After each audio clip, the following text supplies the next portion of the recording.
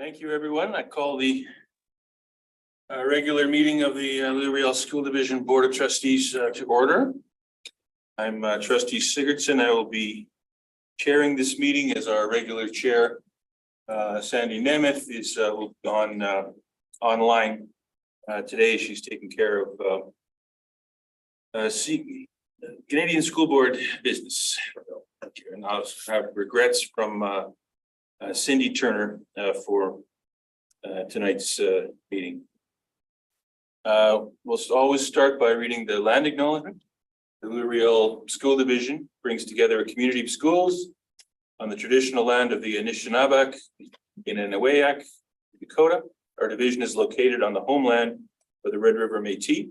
We recognize that Manitoba is also the traditional land of the Anishinaabe and Dene. We respect the treaties made on this land and acknowledge the harms and mistakes of the past and present. We dedicate ourselves to authentic alliances with Indigenous communities in a spirit of reconciliation and cooperation. We have a welcome announcement. We'd like to welcome everyone participating in this hybrid meeting. Board meetings follow a formal structure where the work of the board is conducted in a public setting. It gathers parents, students, staff, and other community members. As vice chair, it is my duty to preserve order and decorum at all times. All in-person and verified virtual attendees are reminded to observe the procedural bylaws and engage in a respectful and orderly manner. We'd like to remind everyone that there's a 15-minute public question period at the end of the meeting. When verified virtual participants and verified in-person participants can bring forward questions for clarification regarding items in today's agenda. If your questions are not related to tonight's agenda, please reach out to this division by emailing us.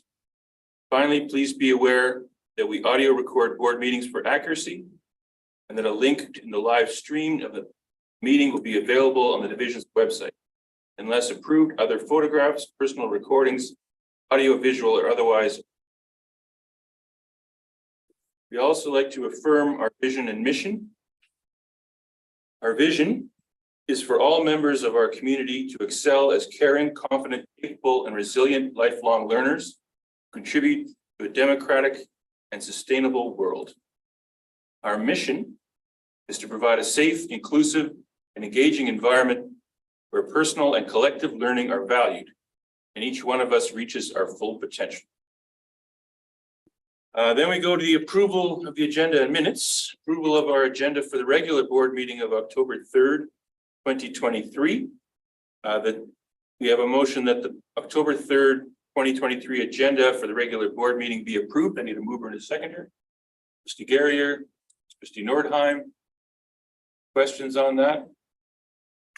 Call the vote, please. Glasses on.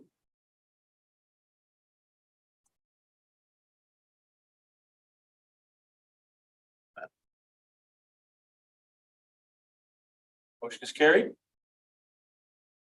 We also have the approval of minutes of regular board meeting from September 19th, 2023. We had no requests for edits or changes, so they will be accepted. In terms of LRSD news, we'd like to begin with news from the Board of Trustees provided by Emmanuel. Yeah, hello everyone.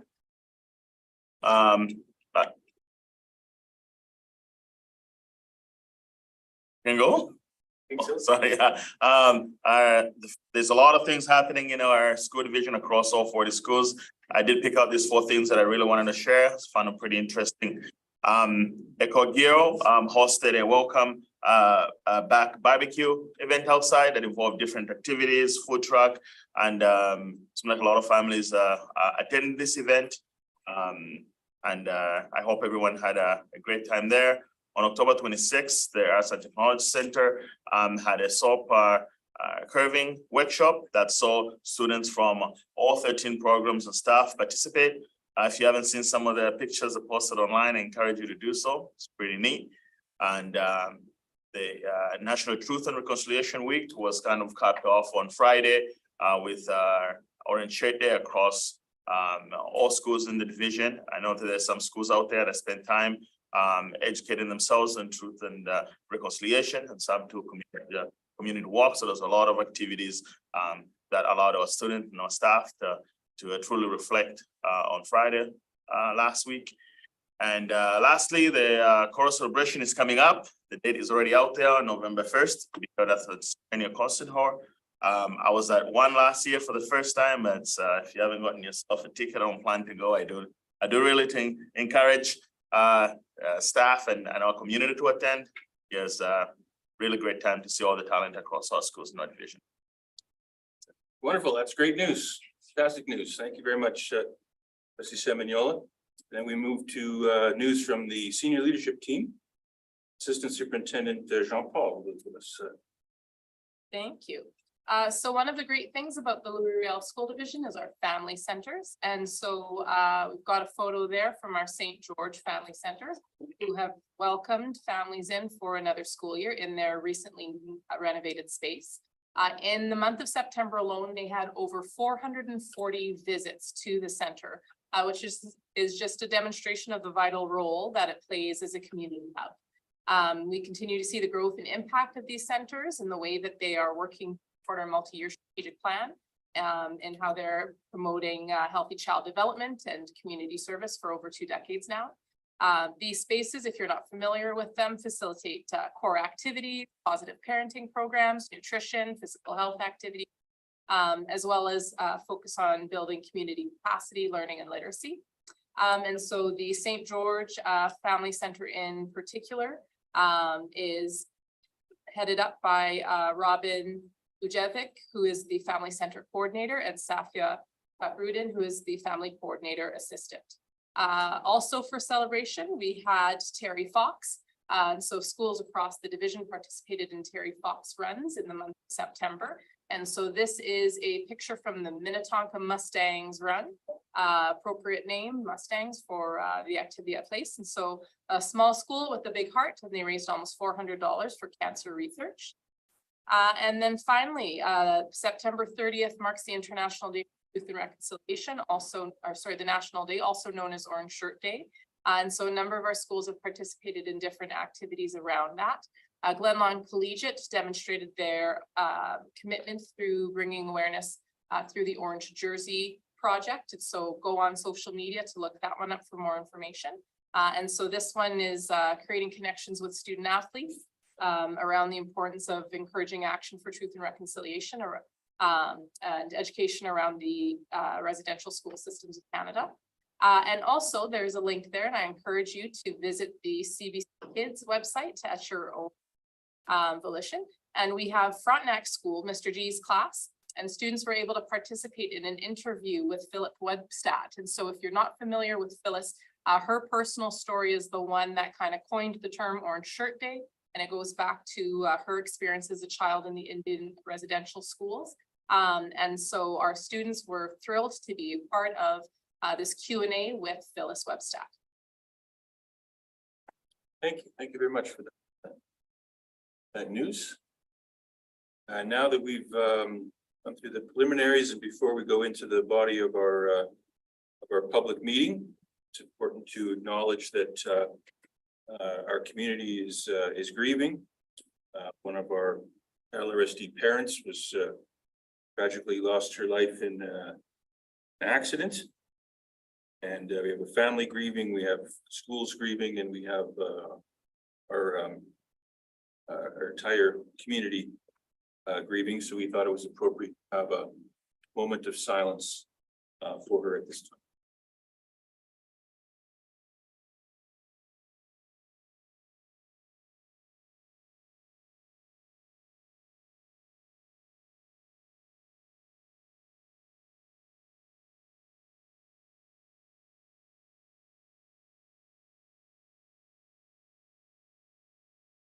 Thank you very much, everyone. And now we move on to committee reports. The first is the Re-Elevate Endowment Fund Committee. I would certainly like to thank Trustee Turner for her time and her support as chair of the, it's the co-chair, the trustee chair for the Re-El Reelevate Endowment Fund Committee. She has chosen to move on. And so we have a motion that trustee Simoniola be appointed chair of the Reelevate Endowment Fund Committee for a one-year term effective immediately. I need a mover and a seconder for that, please. Again, trustee Nordheim and trustee Carrier. Any questions or comments on that? Excellent. We'll call the vote, please.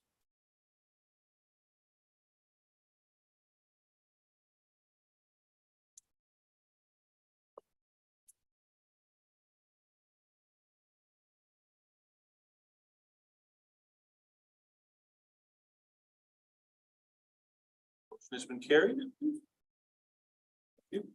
Congratulations. Have a lot of work ahead of us for that. Next, we move on to board education. And we're going to talk about this lovely book, the annual report. And Superintendent Michalik will facilitate a conversation about the flip book.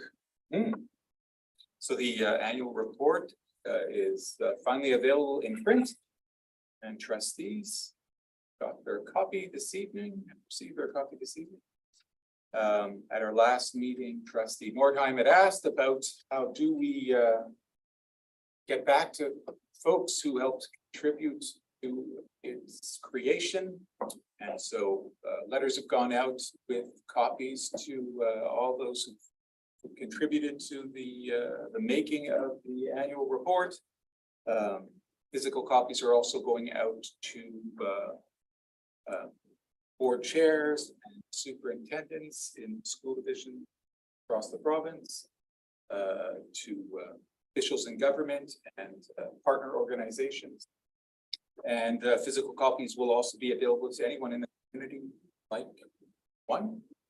But it is a limited print run. And so we have the annual report available online, and it has been for a while now. And what trustees will see happen over the course of the next few weeks and months. Hopefully we'll find a way for that to happen throughout the year. Are posts on our social media channels highlighting a story in the annual report and pointing to the website and making connections to this school year. And so that's what that's where I thought we'd start a conversation about the annual report this evening. A quick conversation. I'd like to point us to a page in the annual report that speaks to our inaugural advisory board on page 18 and 19. So this story speaks to how it was the last school year was the very first year for a student advisory board for this new structure to amplify the voice of students in our schools and amplifying that voice in relationship to governance. And hopefully this is just one step on a journey of agency for students when it comes to decision making in LRSD. And so how do I draw, and so why have I chosen this story? Well, since September 18th of this year, we've been promoting to students in schools, in communities. We've been promoting this opportunity to students, and it's still not too late, I imagine, to promote it, but I would reach out right now. Assistant Superintendent Cormack to share her perspective on last year's journey and inaugural journey and how the recruitment is going for this year. Thank you. It was a phenomenal year. This was it's an amazing group of students, many who we have returning to the advisory board this year. We also are welcoming a number of new members. And so each of our high schools has representation. We have a lovely diverse group of students coming out. At our first meeting, we're just finalizing the details of when all the students are available. As you can imagine, these students are very busy, and so finding that exact date and time that works for a tricky maneuver, but we're looking forward to another year where student voice and agency is at the forefront of the work. We'll keep you posted, and I would imagine they would love the opportunity to come back and Yeah, yes. Have any comments to contribute to this conversation?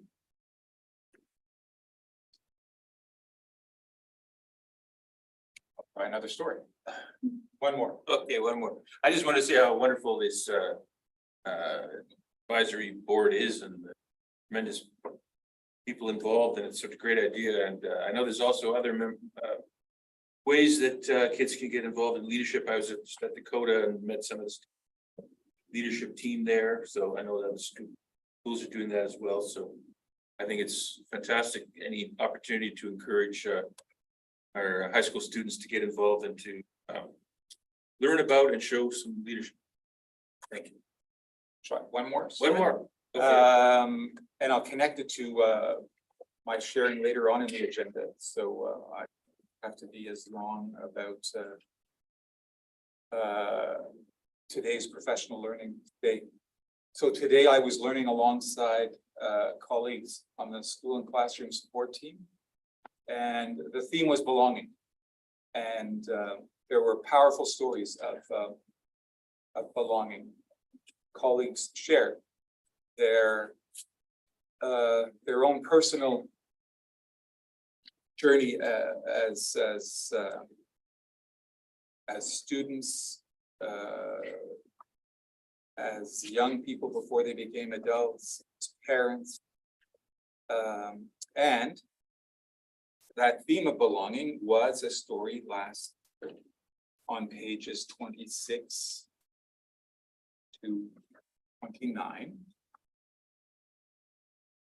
And the reason for this story is that we had a structure last year that we hadn't used before to help with a conversation like we're having this evening, an overarching question. And the question that we came up with as a community of schools was, how do we prioritize belonging? And so it's a question that kept being asked every time I visited school. And it was a question that also really helped the creation of the new multi-year strategic plan that we had. And talked about today as well, school and classroom support team. And so you have stories here of belonging.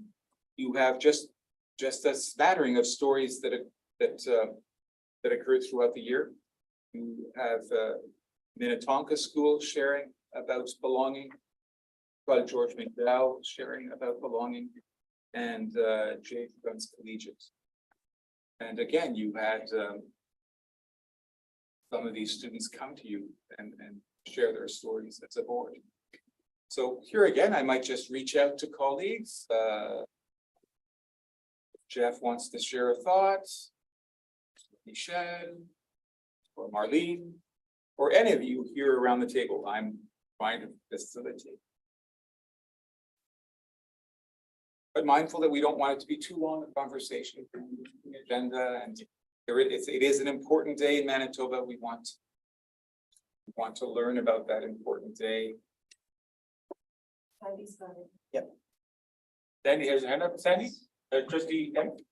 Yeah, I like the idea that you chose this particular story. It's timely in so many ways, and I should turn my camera on here. And it's certainly the focus of a lot of really important conversations that we're having. And really in the focus that is in the ARC this year, it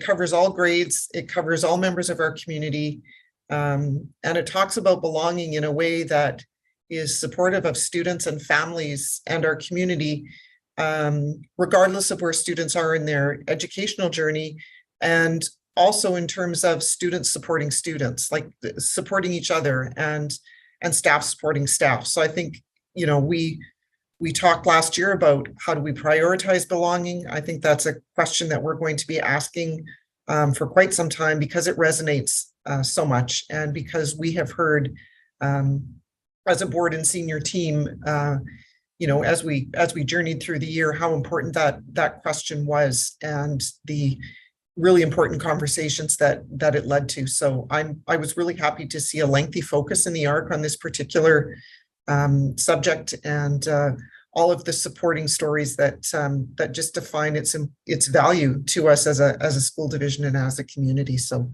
that's my 2 thumbs up. That's Sandy. Trustee Nemeth, anyone else? Hi, thank you for picking those two. They were very excellent. If anyone has a chance to leaf through this, I'd suggest the Indigenous Language Program article on page 34. I certainly found that one very interesting and inspiring. So We'll make sure to make that the next one, our next meeting in October. very good, very good. We can move on then.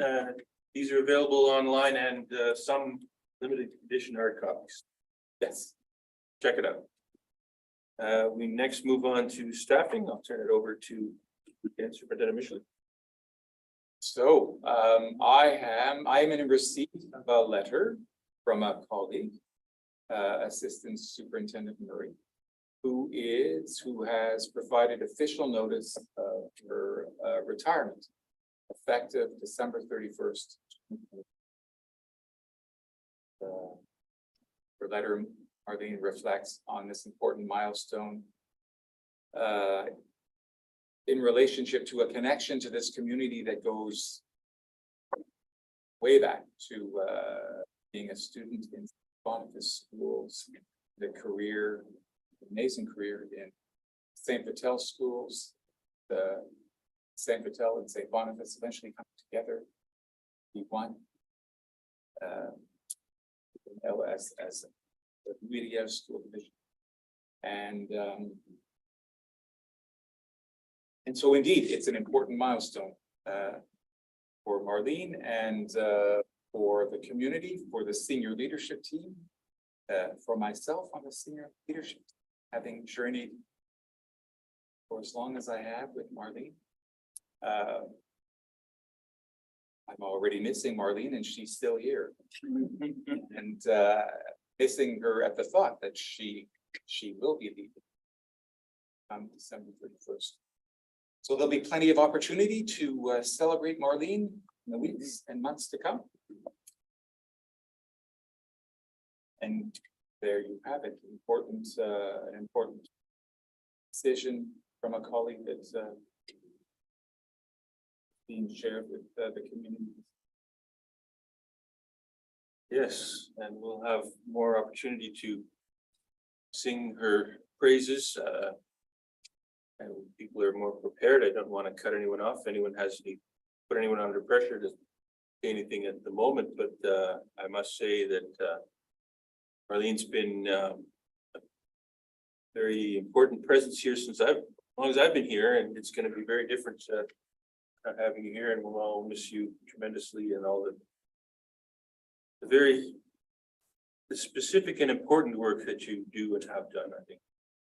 But we'll have more time to go through all of this, get emotional a little later. So, but thank you for your time. On a shallow note, I'd just like to say I want to be at that New Year's Eve party. Just saying.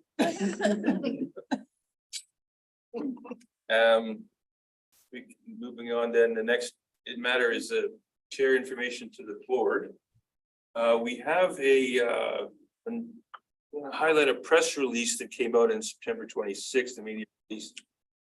There's an organization that are commonly called Public Education Partners, but it includes the Manitoba Association of Parent Councils, Manitoba Association of School Business Officials, Manitoba Association of School Superintendents, Manitoba School Boards Association, and the Manitoba Teachers Society, which again are all groups that work towards bettering public education in one way or another.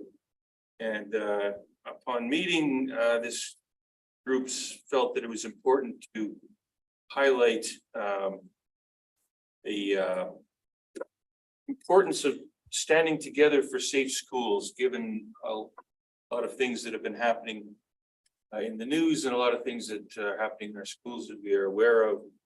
And this, I won't read the whole thing. It's available on our website, I believe, but basically they say, as a coalition of education partners, we're committed to safeguarding and promoting safe, caring, and inclusive schools, physical, emotional, psychological well-being of all students and staff, human rights and the dignity and worth of every member of our community, the essential partnership between families and schools. And they point out that an intentional attack on students, families, teachers, and staff is an attack on the integrity of public education. And again, I just wanted to make sure that was put on this agenda and highlighted and public for everyone watching, that we very much stand by those ideals, and we're going to doing everything we can to promote and to live by those ideals. So if anyone has any questions or comments about that press release? Any hands? Sandy has it. Trustee Nemeth? Yeah, thank you. And thanks for drawing attention to that particular media release. It was a really interesting experience for me to be around the table as it was being crafted. It should not be lost on anybody listening in or anyone who reads it, how remarkable it is for so many influential educators from around the province to come together and craft such an important document at a time where that voice and that leadership is so desperately needed by so many. And I think the value of such a strong statement has not been lost on a lot of people, both within and without and outside of the education sector. So I want to put my president of MSBA hat on very, very briefly and just extend thanks and deep appreciation to the presidents and EDs of those other groups for the great work that we all did together that culminated in this statement being made. I also wanted to draw attention to a message that is on the LRSD website today. It's a joint statement from the superintendent and myself as board chair, reaffirming our sadness, our frustration, our anger over the situation and the continued rhetoric that has landed in our communities, in our country, and continues to bring harm at the same time that it is compelling some much needed and very important conversation. So if you haven't seen that spotlight story, please take a look, share it as you wish, either via email to people that you think will be interested or on your social media platforms.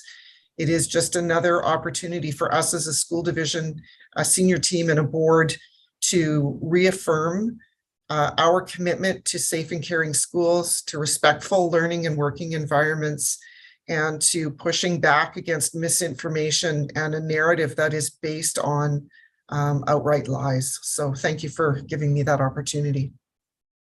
Yes, and thank you for pointing that out as well. The latest thing on our website, I'm sure most of you know, but for those of you who don't, we're very lucky to have Trustee Nemeth as not only our board chair, but as president of the Manitoba School Boards Association.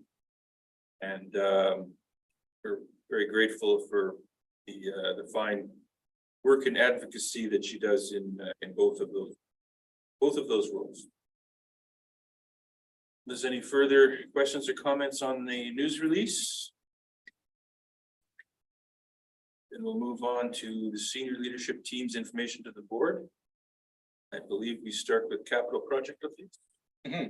So we'll be bringing capital project updates at the first meeting of every month.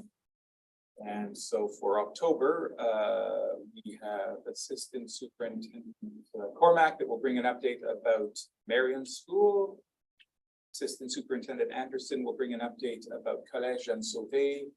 And the Secretary Treasurer Radnicki will bring us an update about École Sage Creek Bonavista.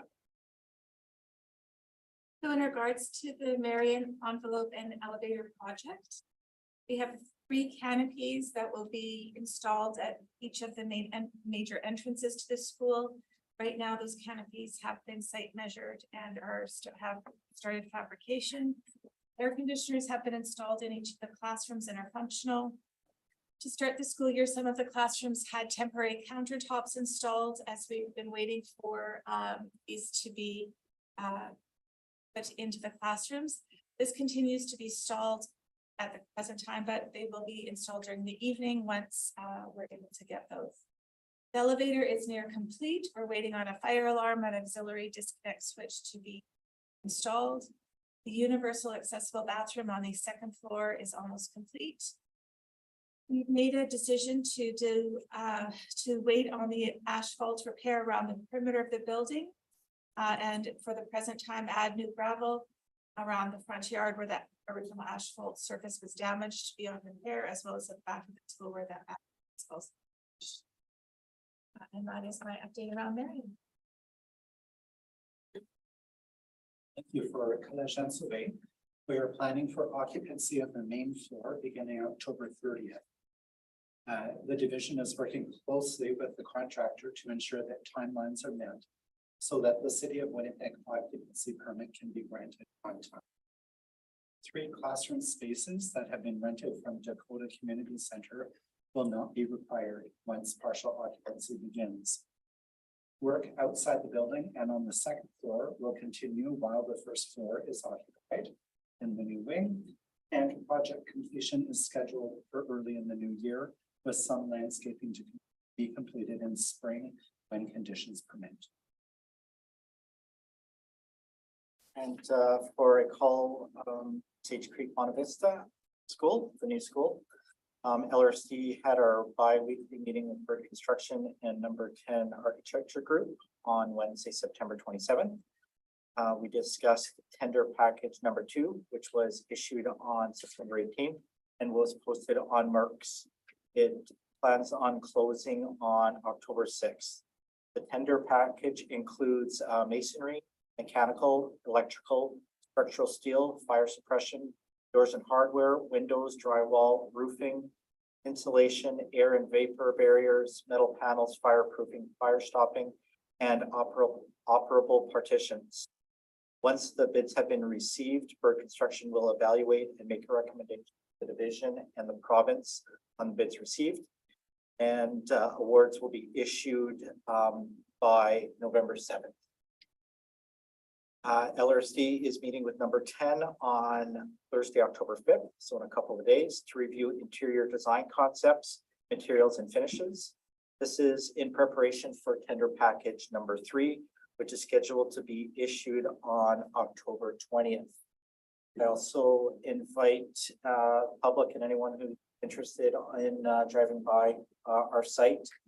I took a run there on Sunday, and we currently have the posts up for the fencing. We have the construction command center set up, as well as we've and are starting remove the trees and started to do grading in preparation for piling that will happen in a couple of weeks. So based on our current conversations, we're still on our schedule. Questions or comments on those? No, so it was good to see the fence up and some earth moving there. Yeah. This weekend, I passed by there on Monday as well, so, and good to see that still on track. One question is, can one company tender submit a bid for all those other sections that you said about roofing doors, or is it going to be just one awarded? I was counting us about 13 different things there. Yeah, there's 13, so every section, different companies can provide kids for each of those sections.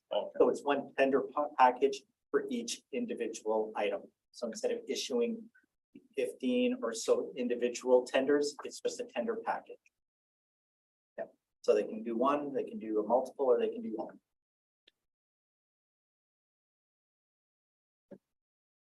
So my kid and his friends are having a great time in the Dakota Fieldhouse and aren't that happy about moving back a little bit. So that project was a success, so that's good to know. Moving on then to professional day of learning. Right, and I've already touched on how about belonging while learning about the new multi-year strategic plan with the school and classroom support team. And to remind those joining us online might not be familiar with what this structure means. Essentially, for all our colleagues who aren't assigned a classroom or a responsibility specific to a school in a school, but are there to support schools, our team of instructional coaches, teachers, psychologists, social workers, occupational therapists, and I go on down the list of many disciplines it takes to support public education in 2023. That team is referred to as the school and classroom support team. So this is a team I spent a good portion of the day with today. I know that our secretary treasurer spent the day with his teams in the school division. Our director of information systems spent time with the team he works with, and our school administrators spent time with their staffs today talking about our multi-year strategic plan for the next 4 years and bringing it to life in each of their communities. And we will make sure just to share about those learning with the community in the days and weeks ahead. Thank you. So comments? I think we can move on then to the leadership team retreat that took place. Is going to be taking place shortly. That's right. So we're bringing, as we do every year, our principals and vice principals together with the senior leadership team to learn. So that's next week on Wednesday and Thursday. I've shared with the chair the opportunities for the trustees to join us. So hopefully that's gotten to you and will be getting back to us so that we can make arrangements for your participation. We've invited our union leadership to also join us, and so we have 2 amazing days of learning planned, and again with a special attention, a special focus on our multi-year strategic plan, but also a focus on our continued focus on an Indigenous worldview, an Indigenous perspective, and how we need to continue to deepen our understanding of those perspectives and worldviews, and continue to refine the ways we integrate those worldviews, those perspectives in how we come together as a diverse community of cultures. And we're also going to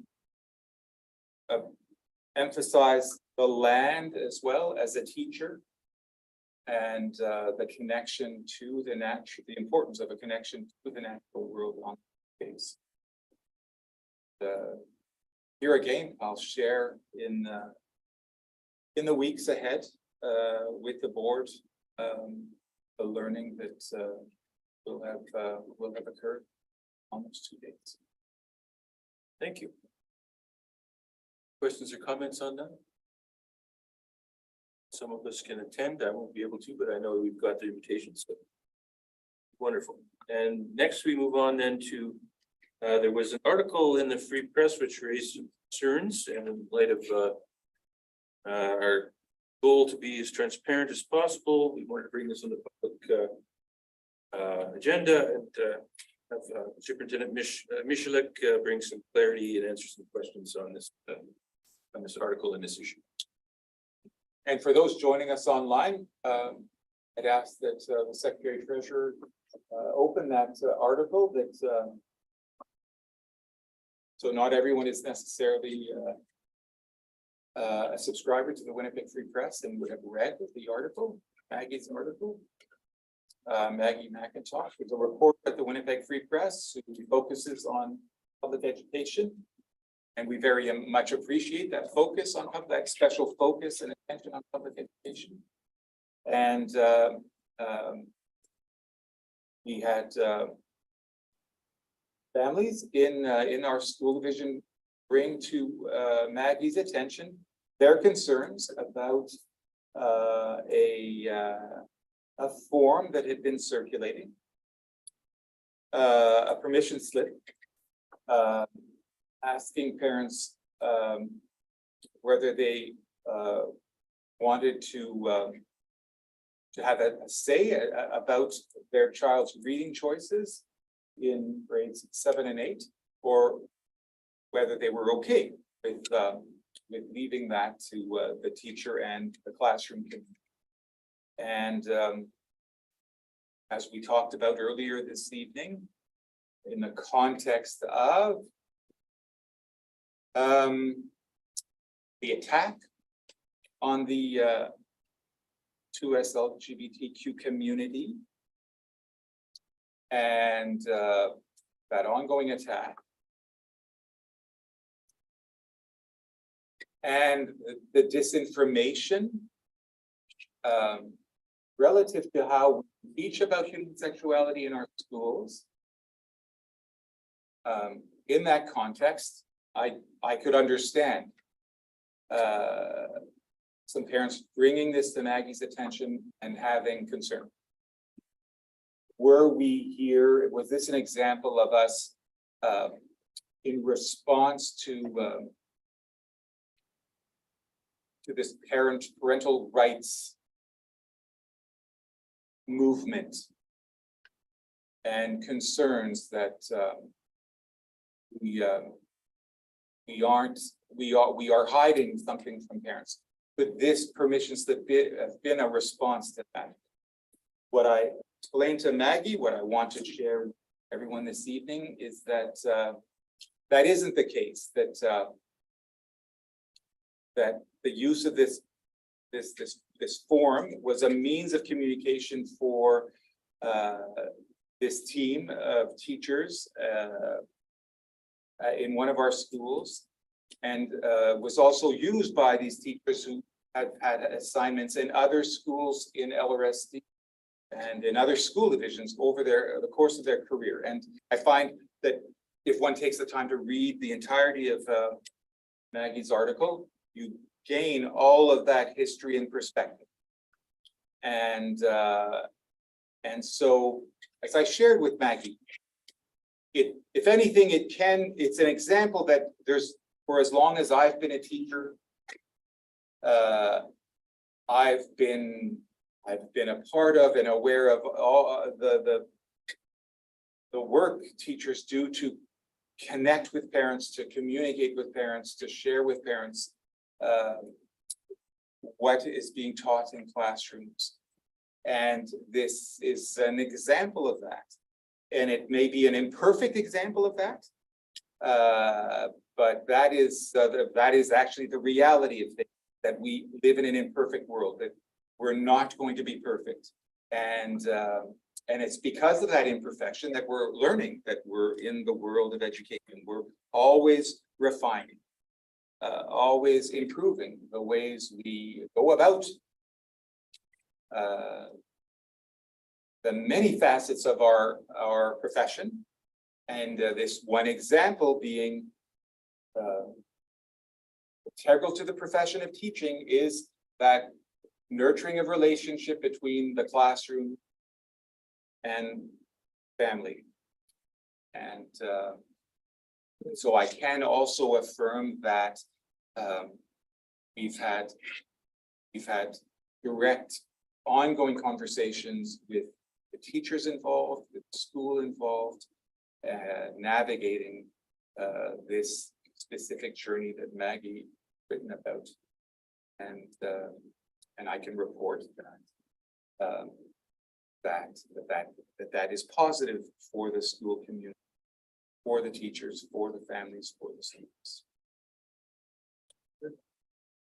Thank So you very hopefully that's helpful. What I Yes, provided thank you is very much. That's very important information. Does anyone have any questions or comments on this issue? Yes, Trustee Norton. I guess I'd just like to raise in the public meeting that I'm not sure what the conversations were between the parents who received the permission form and the school, but just